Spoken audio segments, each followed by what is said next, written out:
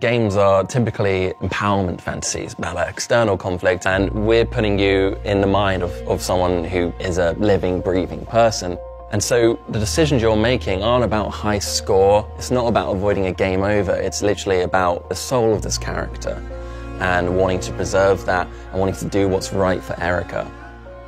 I think if you're not familiar with games, the easiest way to pitch this would be to say it was like an interactive film, but we think it kind of doesn't deserve to be like a subsidiary of like an existing sort of medium. It really feels like it's its own sort of thing between something like film and games. So we don't want to say too much right now about the story, but ultimately this is Erica's story and you are guiding it. And the heart of that story kickstarts with a traumatic childhood event, which haunts her until her adulthood.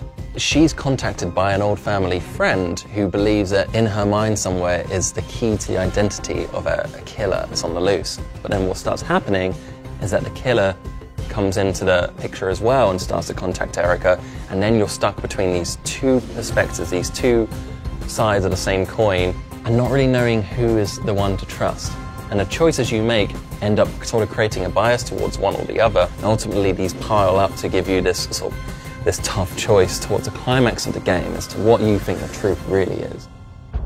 Originally, we designed it as a very solo, intimate experience where it's just you and Erica and her world. When we started playtesting it, we realized that people would just sit on the sofa alongside their friends and they start getting into arguments about what's the right thing to do, and they can just watch it without having to understand what the game mechanics are at all because the cinematic experience is so seamless, it feels like something you just watch on TV. It really works as like a backseat gaming experience, which is something it's always been like an interesting subject to me. I've been watching you, Erica. Whether you're playing Erica or you're watching it almost passively and you're just in a sort of a social situation, it generally feels like watching a Hollywood film with the same pace and the same production value and that sort of flow that you're familiar with after like 100 years of filmmaking. What it allows you to do that a film doesn't is make you an active participant in that. And that means you can feel emotions that you haven't felt when you're watching a film, like guilt or shame or pride, these things, because you're involved with the decisions. So the way it's structured is very much like a sort of a typical feature film. It's always moving forward, it's always seamless transitions, and you're pushing it forward with the words that you choose for Erica to speak. And she won't speak unless you choose for her to speak. It's not like you're only involved some of the time.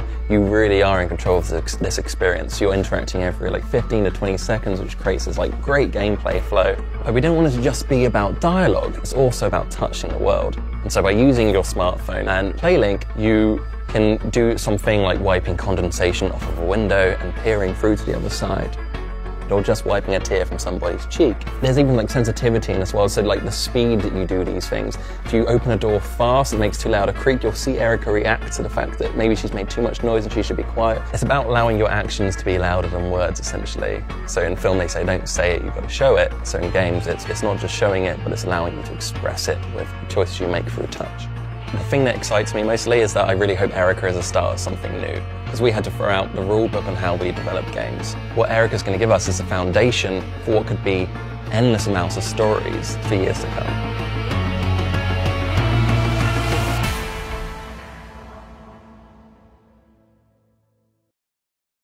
PS4 for the players.